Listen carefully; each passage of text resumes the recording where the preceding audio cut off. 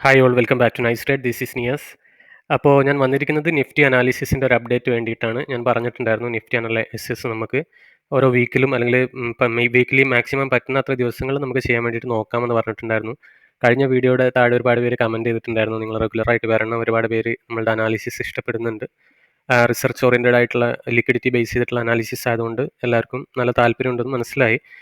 എനിക്ക് പറ്റാഞ്ഞിട്ട് ആണ്, അതായത് ഒരുപാട് തിരക്കുകളുള്ള ഒരു ജോലി കൂടിയാണ് എൻ്റേത്. ഞാനൊരു ഗവൺമെൻറ് ഓഫ് ഇന്ത്യയുടെ റിസർച്ചർ കൂടിയാണ്, ICSSRൻ്റെ. സോ അതുമായിട്ട് ബന്ധപ്പെട്ട് കുറേ തിരക്കുകൾ ഉണ്ടാവാറുണ്ട്. അതാണ് കൂടുതൽ സമയം കിട്ടാത്തത്. എന്നാലും എനിക്ക് പറ്റുന്ന അത്രയും സമയം സേവ് ചെയ്തിട്ട് ഞാൻ ചെയ്യാൻ വേണ്ടിയിട്ട് ശ്രമിക്കുന്നുണ്ട്. സോ ഇനി അങ്ങോട്ട് ഞാൻ അന്ന് പറഞ്ഞ പോലെ ബിറ്റ് കോയിനും ഫോറക്സും സെൻസെക്സും ഓപ്ഷൻ ചാർട്ടും എല്ലാം പറ്റുന്ന രീതിയിൽ നമ്മൾ ഈ ലിക്വിഡിറ്റി വെച്ചിട്ട് തന്നെ അനലൈസ് ചെയ്യാൻ വിചാരിക്കുന്നുണ്ട്. സോ നമ്മളുടെ ചാനൽ എന്താ പറയുക, മാക്സിമം ആളുകളിലേക്ക് റീച്ച് ചെയ്യിപ്പിക്കുക. നല്ല സപ്പോർട്ട് എനിക്ക് ആവശ്യമുണ്ട്. സോ നിങ്ങൾ തന്നെ കൂടുതൽ ആളുകളിലേക്ക് റീച്ച് ചെയ്യാൻ വേണ്ടിയിട്ട് ശ്രദ്ധിക്കുക. സോ ദാറ്റ് അതിനനുസരിച്ചിട്ടുള്ള ഒരു എന്താ പറയുക മോട്ടിവേഷൻ എനിക്കും കിട്ടുന്നതാണ്. So without wasting much time we can move to the Nifty analysis. അപ്പോൾ ഇതുവരെ നമ്മൾ പറഞ്ഞിട്ടുണ്ടായിരുന്നത്, നമുക്കറിയാം, നമ്മളിവിടെ കൃത്യമായിട്ട് പറഞ്ഞിട്ടുണ്ടായിരുന്നു, ഈ ഏരിയയിൽ നിന്നൊക്കെ നമ്മൾ ലിക്വിഡിറ്റി ബേസ് ചെയ്തിട്ടുള്ള അനാലിസിസ് ആണ് ചെയ്തുകൊണ്ടിരുന്നത്. ഞാൻ എപ്പോഴും പറയാറുള്ളത് പോലെ ലിക്വിഡിറ്റിയാണ് മാർക്കറ്റിൻ്റെ ഒരു എഞ്ചിനീയർ എന്ന് പറയുന്നത്. ലിക്വിഡിറ്റി എഞ്ചിനീയറിംഗ് ആണ് മാർക്കറ്റിനെ എപ്പോഴും എന്താ പറയുക ഡയറക്ഷൻ തീരുമാനിക്കുന്നത് എന്നുള്ളതാണ്. സോ നമ്മൾ മുൻപത്തെ വീഡിയോസിലൊക്കെ പറഞ്ഞിട്ടുണ്ടായിരുന്നു ഇവിടുത്തെ ഈ ഒരു ലിക്വിഡിറ്റി ഏരിയയുടെ ഒരു ഭയങ്കര ഇമ്പോർട്ടൻസിനെ പറ്റി. സോ എപ്പോഴൊക്കെ ആ ലിക്വിഡിറ്റിയിൽ വന്നിട്ടുണ്ടോ അവിടുന്ന് ലിക്വിഡിറ്റി എടുത്തിട്ട് വീണ്ടും മാർക്കറ്റ് മേലേക്ക് പോവുകയാണ് ചെയ്തിട്ടുള്ളത്. ഈവൻ ഈ ഇലക്ഷനിലെ ഈ മോഡി ക്യാൻഡിൽ എന്ന് പറയുന്ന ആ ക്യാൻഡിൽ വരെ അവിടെ സപ്പോർട്ട് എടുത്തിട്ടാണ് മേലേക്ക് പോയിട്ടുണ്ടായിരുന്നത്. സോ അതേ അവസ്ഥ തന്നെയാണ് വീണ്ടും വന്നിട്ടുള്ളത്. ആ ഒരു പവർഫുൾ ആയിട്ടുള്ള ലിക്വിഡിറ്റി ഏരിയയിലേക്ക് വന്ന സമയത്ത് നല്ലൊരു ബൗൺസ് എന്ന് വേണമെങ്കിൽ നമുക്കിതിന് പറയാം. ഇത് ഇപ്പോഴും ബൗൺസ് എന്ന് പറയാനാണ് ഞാൻ ഇഷ്ടപ്പെടുന്നത്. ഇത് റിവേഴ്സൽ ആയിട്ടില്ല എന്നുള്ളത് തന്നെയാണ് നമ്മൾ മനസ്സിലാക്കേണ്ടത്.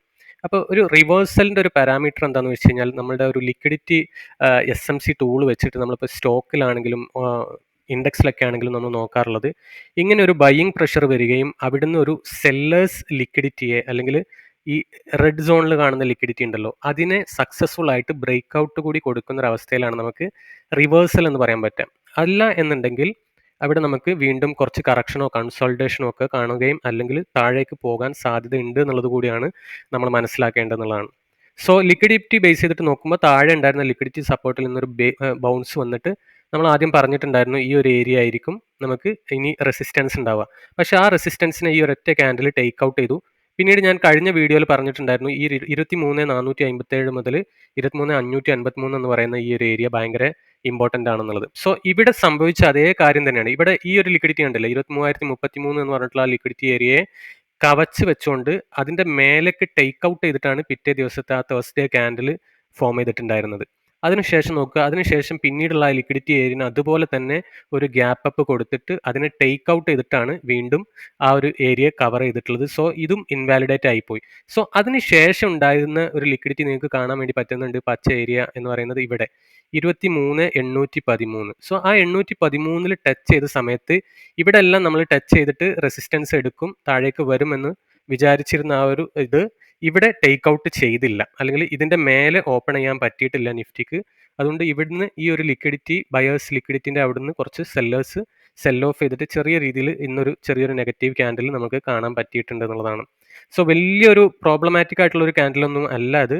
ആകെ ഒരു എന്താ പറയുക, നോക്കുകയാണെങ്കിൽ തന്നെ ചെറിയൊരു എന്താ പറയുക റെഡ് ക്യാൻഡിലാണ്. നമുക്ക് റെഡ് ക്യാൻഡിൽ എന്ന് പോലും പറയാൻ പറ്റില്ല. പക്ഷേ നാളത്തെ മറ്റന്നാളത്തെയൊക്കെ ക്യാൻഡിൽ നമ്മൾ ശ്രദ്ധിക്കുക മാത്രമല്ല, ഇതിൻ്റെ മേലെ 23,813 മേലെ പോവുകയാണെങ്കിൽ we can expect it to touch 24,169.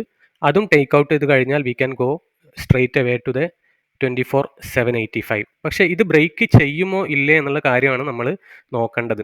So in case ഇത് ബ്രേക്ക് ചെയ്യുകയാണെങ്കിൽ, മേലേക്ക് ഇത് ബ്രേക്ക് ചെയ്യുകയാണെങ്കിൽ അടുത്ത ഒരു റൗണ്ട് ഓഫ് എന്താ പറയുക ചെറിയ സ്വിങ്ങുകൾ നമുക്ക് എടുക്കാവുന്നതാണ് എന്നുള്ളതാണ്. അപ്പോൾ ഈ ഒരു റിവേഴ്സൽ പോസിബിലിറ്റി നമ്മൾ നേരത്തെ മനസ്സിലായിക്കൊണ്ടാണ് നമ്മൾ പ്രീമിയം ഗ്രൂപ്പുകളിലൊക്കെ ഒരുപാട് ടാർഗറ്റുകൾ നമ്മൾ കൊടുത്തിട്ടുണ്ടായിരുന്നു. നല്ല സ്വിംഗ് ട്രേഡിംഗ് ഓപ്പർച്യൂണിറ്റീസ് നമ്മൾ കൊടുത്തിട്ടുണ്ടായിരുന്നു. ഈവൻ നമുക്കറിയാം, ഇപ്പം ഒരൊറ്റ ദിവസം കൊണ്ട് തന്നെ 10%, അതുപോലെ ഒരു 4%, 5% ലെവലിലുള്ള BTST ട്രേഡുകളാണ് നമ്മൾ കൊടുത്തിട്ടുണ്ടായിരുന്നത്.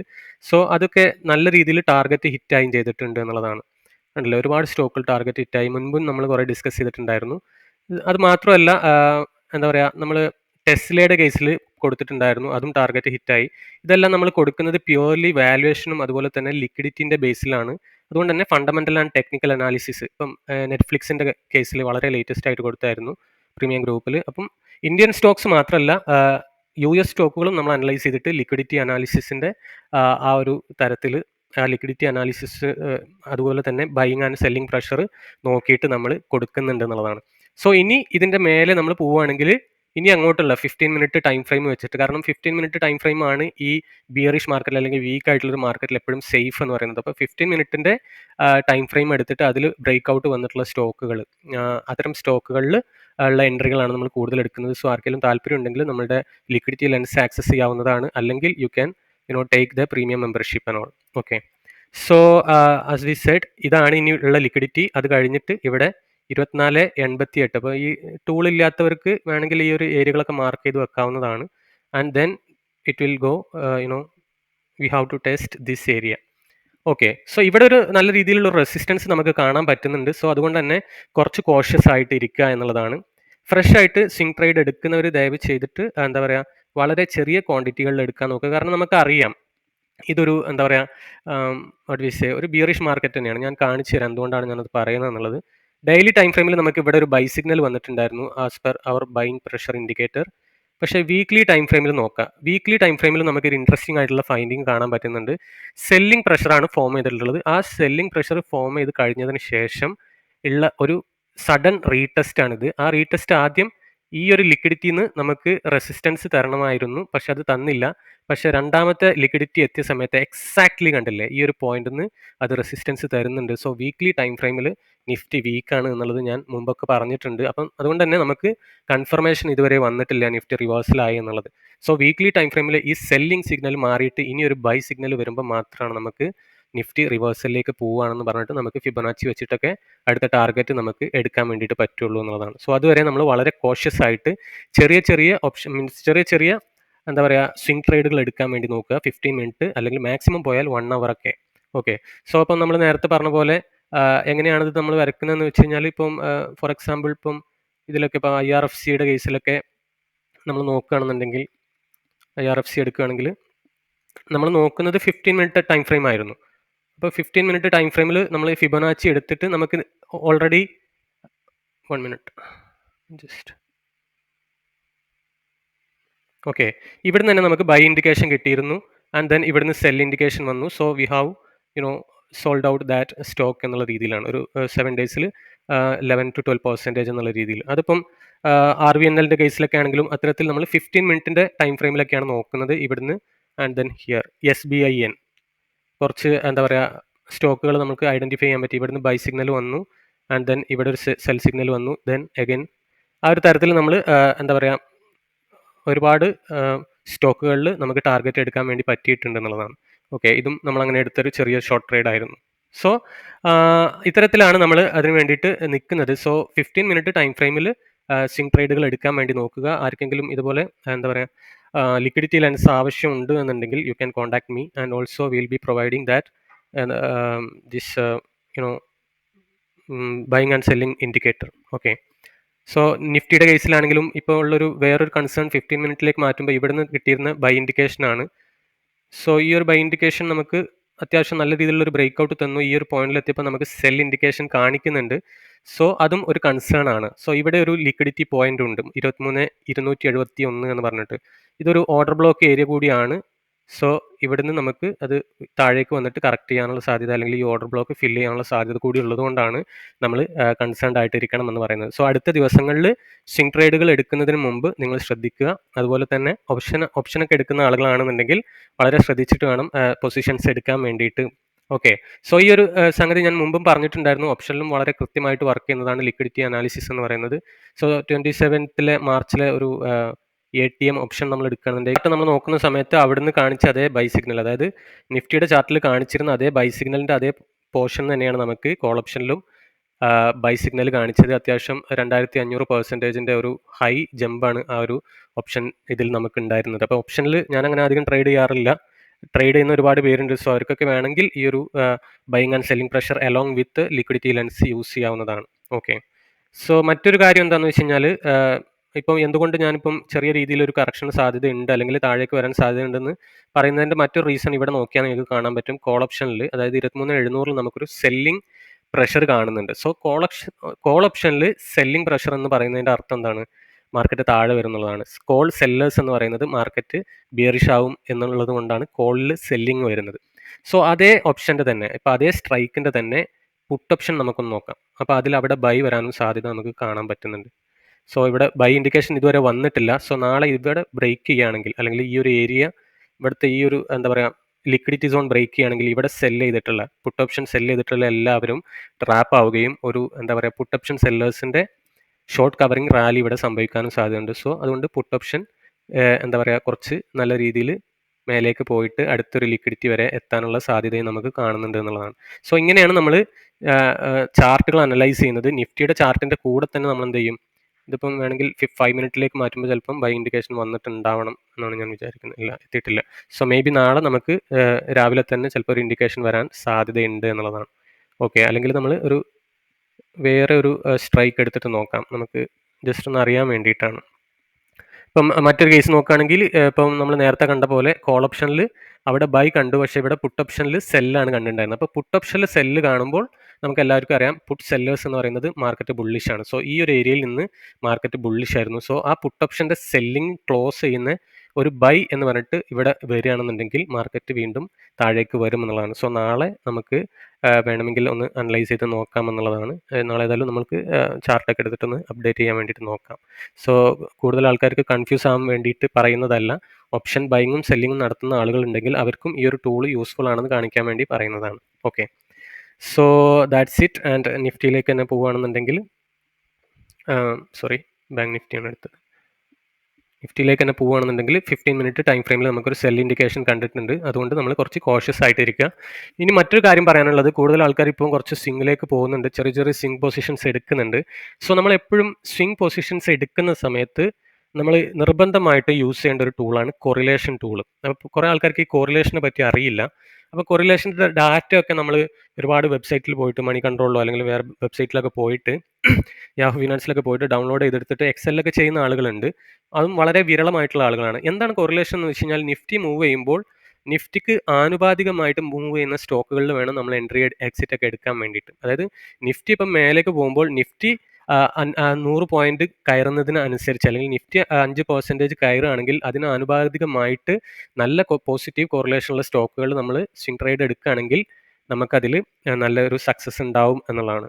സോ അത്തരത്തിൽ നമ്മൾ കൊറിലേഷൻ കൂടി നോക്കിയിട്ട് വേണം സ്റ്റോക്കുകൾ എടുക്കാൻ. അപ്പം നിഫ്റ്റി ഇനി താഴേക്ക് വരികയാണെന്നുണ്ടെങ്കിൽ അത്തരം സ്റ്റോക്കുകളിൽ ആരെങ്കിലും സ്വിംഗ് ട്രേഡ് ഓൾറെഡി എടുത്തിട്ടുണ്ടെങ്കിൽ അതിൽ നിന്ന് എക്സിറ്റ് ചെയ്യാവുന്നതാണ്. കാരണം പോസിറ്റീവ് കോറിലേഷൻ എന്ന് പറയുന്നത് അങ്ങനെയാണ്.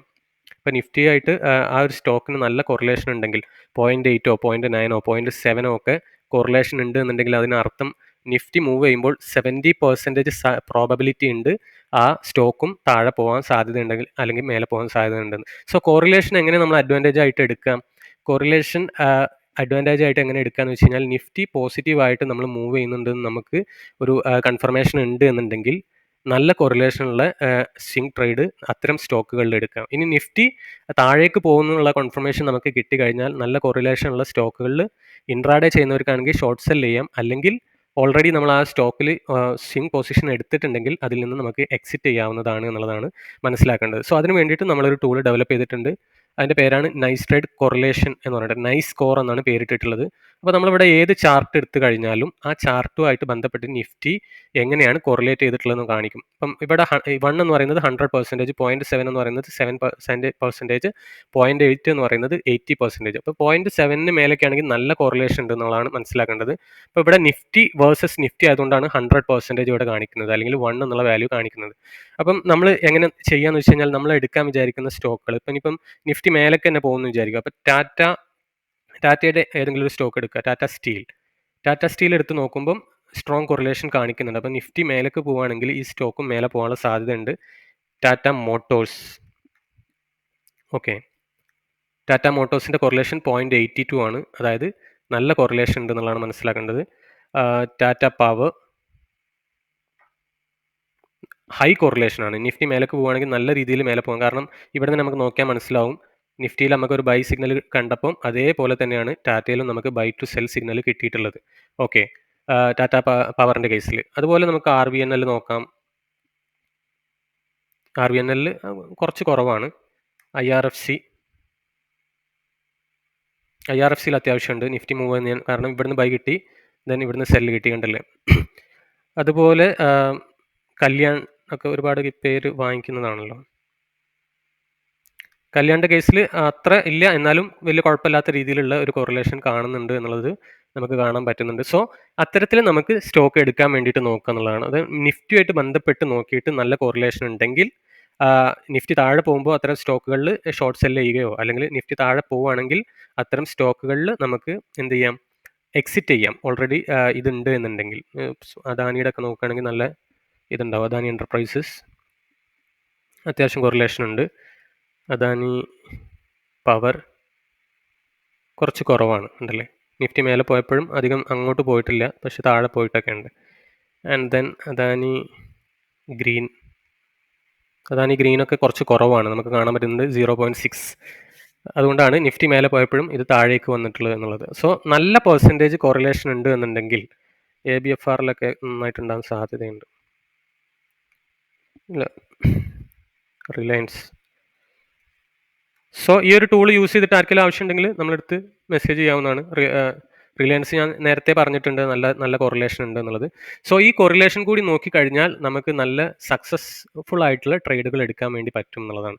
ഇപ്പോൾ നിഫ്റ്റിയിൽ നമ്മൾ 15 മിനിറ്റ് ടൈം ഫ്രെയിമിൽ നമുക്ക് കാണാൻ പറ്റുന്നുണ്ട്, ഒരു സെല്ലിംഗ് പ്രഷർ കാണുന്നുണ്ട്. അപ്പോൾ നിഫ്റ്റിയും റിലയൻസും തമ്മിൽ അത്രയും ഒരു ബന്ധം ഉള്ളത് കൊണ്ടാണ് നമ്മൾ ഇനി ഒരു ചെറിയൊരു ഡൗൺ നാളെ മറ്റന്നാളൊക്കെ പ്രതീക്ഷിക്കാൻ സാധ്യതയുണ്ടെന്ന് പറയുന്നത്. ഓക്കെ, സോ അത്തരത്തിൽ നമ്മൾ നോക്കുക എന്നുള്ളതാണ്. ഇനി നമ്മൾ ഓപ്ഷൻ ചെയിനിലേക്ക് പോവുകയാണെങ്കിൽ 23,500 കോൾ സൈഡിൽ അത്യാവശ്യം നല്ല ഓപ്പൺ ഇൻട്രസ്റ്റ് ഉള്ളത്. സോ അതുകൊണ്ട് നമ്മൾ അതിൻ്റെ ഒരു ഓപ്ഷൻ ചാർട്ട് എടുത്തിട്ട് നോക്കാം എന്താണ് അതിൽ കൊടുക്കുന്ന ഇൻഡിക്കേഷൻ എന്നുള്ളത്. 23,500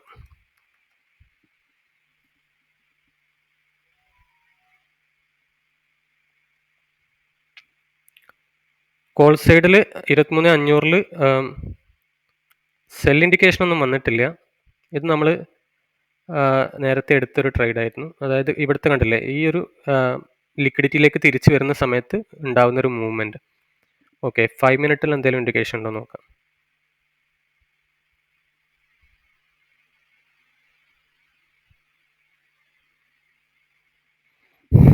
ഫൈവ് മിനിറ്റിലും സെല്ലിംഗ് പ്രഷർ വന്നിട്ടില്ല. So which is A good thing. നമുക്ക് നാളെ നോക്കാം വരുമോ ഇല്ല എന്നുള്ളത് നാളെ നമുക്കൊന്ന് അനലൈസ് ചെയ്ത് നോക്കാം. ഓക്കെ, ഇനി മറ്റ് പുട്ട് സൈഡിലുള്ള ഓപ്പൺ ഇൻട്രസ്റ്റ് നോക്കുകയാണെങ്കിൽ 23,700 സോ 23,700 എന്താ സംഭവിക്കുന്നത് നോക്കാം. 23,700 യെസ്,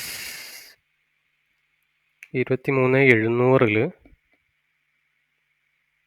ഇവിടെ ഒരു ബ്രേക്ക് നടന്നിട്ടുണ്ട് 2.5 മില്യൻ്റെ. സോ അതിൻ്റെ ഒരു ഷോർട്ട് കവറിങ് റാലി ഉണ്ടാവുകയാണെങ്കിൽ ചെറിയൊരു പുട്ട് സൈഡ് മൂവ്മെൻറ്റ് ഉണ്ടാവാൻ സാധ്യതയുണ്ട്. ഓക്കെ, ഓൾസോ 15 മിനിറ്റ് ആണെങ്കിൽ 63 മില്യൺ സെല്ലേഴ്സ് ഇവിടെ ഉണ്ട്, പുട്ട് ഓപ്ഷൻ സെല്ലേഴ്സ്. സോ അതെങ്ങാനും ടേക്ക് ഔട്ട് ചെയ്ത് കഴിഞ്ഞാൽ ഇത്രയും സെല്ലേഴ്സ് ഇത് എക്സിറ്റ് ചെയ്യും. അതിനാണ് ഷോർട്ട് കവറിങ് റാലി എന്ന് പറയുന്നത്, ഞാൻ നേരത്തെ എടുത്ത് പറഞ്ഞ പോലെ. സോ അത് സംഭവിക്കുന്നുണ്ടോ എന്നുള്ളത് നമുക്ക് നാളെ മനസ്സിലാകാവുന്നതാണ്. ഓക്കെ, സോ അതാണ് നമ്മളിപ്പോൾ ഇനി അങ്ങോട്ടുള്ള വീഡിയോകളിൽ സെക്കൻഡ് സെഗ്മെൻറ്റ് നമ്മൾ ഓപ്ഷന് വേണ്ടിയിട്ട്, ഓപ്ഷൻ സെല്ലേഴ്സിനും ഓപ്ഷൻ ബയേഴ്സിനും വേണ്ടിയിട്ടുള്ള ഒരു ചെറിയൊരു സെഗ്മെൻറ്റ് കൂടി കൊണ്ടുവരാൻ വിചാരിക്കുന്നുണ്ട്. So Nifty, bank Nifty option buying and option selling ആ ഒരു രീതിയിലാണ് പോകാൻ വിചാരിക്കുന്നത്. സോ മാക്സിമം സപ്പോർട്ട് തരാൻ നോക്കുക. അതുപോലെ തന്നെ നല്ല അണ്ടർ വാല്യൂഡ് ആയിട്ടുള്ള സ്റ്റോക്കുകളുടെ ലിസ്റ്റ് നമ്മൾ ഗൂഗിൾ ഷീറ്റിൽ പ്രീമിയം മെമ്പേഴ്സിന് ഷെയർ ചെയ്യുന്നുണ്ട്. സോ അത്തരം ആക്സസിബിലിറ്റിക്കൊക്കെ വേണ്ടിയിട്ട് കോൺടാക്ട് ചെയ്യാൻ നോക്കുക. So see you tomorrow with this analysis. Bye by.